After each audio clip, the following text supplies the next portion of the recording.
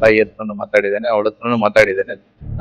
ಪ್ರಾಯಶಃ ಈ ಒಂದು ಘಟನೆ ಇದು ಕೇವಲ ಒಂದು ಚಿಕ್ಕ ಘಟನೆ ಅಲ್ಲ. ಇವತ್ತು ಬೆಳ್ಳಂಬೆಳಗ್ಗೆ ಈ ರೀತಿಯ ಘಟನೆ ಆಗ್ತದೆ ಅಂತ ಹೇಳಿದ್ರೆ ಇನ್ನು ಮುಂದೆ ಸಮಾಜದಲ್ಲಿ ಓಡಾಡ್ಲಿಕ್ಕೂ ಹೆದರ್ಬೇಕಾದಂತ ಯೋಚನೆ ಮಾಡ್ಬೇಕಾದಂತ ಪರಿಸ್ಥಿತಿ ಇರೋದ್ರಿಂದ ತಕ್ಷಣ ಇದನ್ನು ಏನು ಸಮಾಜ ಮತ್ತು ಈ ತಾಲೂಕು, ಜಿಲ್ಲೆ, ರಾಜ್ಯದ ಜನ ಏನು ಆತಂಕಗೊಳಗಾಗಿದ್ದಾರೆ ಅದನ್ನು ನಿವಾರಣೆ ಮಾಡತಕ್ಕಂಥ ಕೆಲಸವನ್ನು ಗೃಹ ಇಲಾಖೆ ಮಾಡಬೇಕು. ತಕ್ಷಣ ಇದರ ಹಿಂದೆ ಯಾರಿದ್ದಾರೆ ಪತ್ತೆ ಹಚ್ಚತಕ್ಕಂತ ಕೆಲಸವನ್ನು ಮಾಡ್ಬೇಕಂತ ಆಗಿದೆ.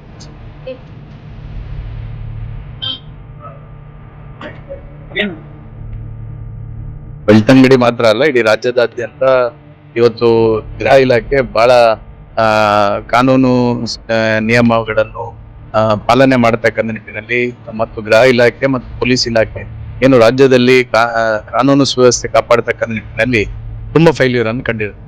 ನಾನಿವತ್ತು ಗೃಹ ಇಲಾಖೆಗೆ ಆಗ್ರಹ ಮಾಡುದು ಏನು ಇವತ್ತು ಪೊಲೀಸ್ ಇಲಾಖೆಯ ನಿಷ್ಕ್ರಿಯತೆ ಇದೆ ಅದನ್ನು ಸರಿಪಡಿಸದಿದ್ರೆ ಈ ರೀತಿಯ ಕಾನೂನಿನ ಉಲ್ಲಂಘನೆ ಆಗ್ತಕ್ಕಂಥದ್ದು, ಅಶಾಂತಿ ನಿರ್ಮಾಣ ಆಗ್ತಕ್ಕಂಥದ್ದು ಪದೇ ಪದೇ ಇವತ್ತು ಈ ರಾಜ್ಯದಲ್ಲಿ ನಡೀಲಿಕ್ಕೆ ಮೂಲ ಕಾರಣ ಏನಿದೆ ಅಂತ ಹೇಳಿದ್ರೆ ರಾಜ್ಯದ ಗೃಹ ಇಲಾಖೆ. ಅದನ್ನು ನೀವು ಸಡಿಲ ಬಿಟ್ಟ ಕಾರಣಕ್ಕೋಸ್ಕರನೇ ಇವತ್ತು ಈ ರೀತಿಯ ವ್ಯವಸ್ಥೆಗಳು ನಿರ್ಮಾಣ ಆಗುವಂಥದ್ದು ಅನ್ನುವಂಥದ್ದನ್ನ ಈ ಸಂದರ್ಭದಲ್ಲಿ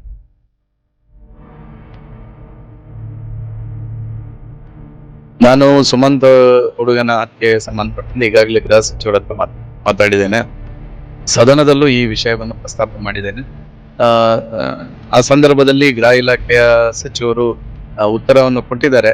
ಆದ್ರೆ ಅದನ್ನ ನಾವು ಇಷ್ಟು ದಿನ ಆದ್ರೂ ಇನ್ನು ಅದಕ್ಕೆ ಏನು ಅಂತ ಹೇಳುವಂತ ತಾರ್ಕಿಕವಾಗಿರ್ತಕ್ಕಂಥ ಏನು ಉತ್ತರವನ್ನು ಗೃಹ ಇಲಾಖೆ ಇವತ್ತಿನವರೆಗೆ ಕೊಟ್ಟಿಲ್ಲ, ಪೊಲೀಸ್ ಇಲಾಖೆಯವರು ಸಹ ಕೊಟ್ಟಿಲ್ಲ. ನಾನು ಪದೇ ಪದೇ ಆಗ್ರಹವನ್ನು ಮಾಡ್ತಾ ಇದ್ದೇನೆ. ಈ ರೀತಿಯ ಪ್ರಕರಣ ಬಂದ ನಂತರ ಜನ ಕೇಳ್ತಾ ಇದ್ದಾರೆ ಇದಕ್ಕೆ ಯಾವ ಕಾರಣಕ್ಕೋಸ್ಕರ ಇದು ಹತ್ಯೆ ಆಗಿದೆ, ಅದು ಏನು ಅದರ ನಿಜವಾದ ಮೂಲ ಏನು ಅನ್ನೋದನ್ನು ಜನಕ್ಕೆ ತಿಳಿಪಡಿಸ್ಬೇಕೆನ್ನುವಂಥದ್ದನ್ನು ಸದನದಲ್ಲೂ ನಾನು ಆಗ್ರಹ ಮಾಡಿದ್ದೆ.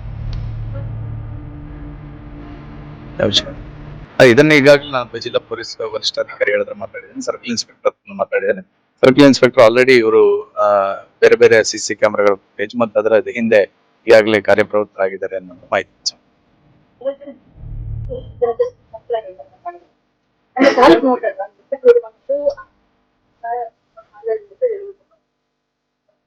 ಇಂಥ ಸಂದರ್ಭದಲ್ಲಿ ಈ ಘಟನೆ ಎಲ್ಲ ಜನರು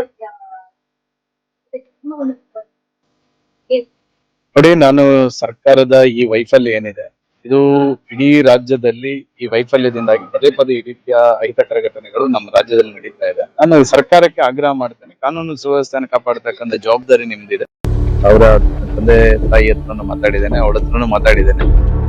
ಪ್ರಾಯಶಃ ಈ ಒಂದು ಘಟನೆ ಇದು ಕೇವಲ ಒಂದು ಚಿಕ್ಕ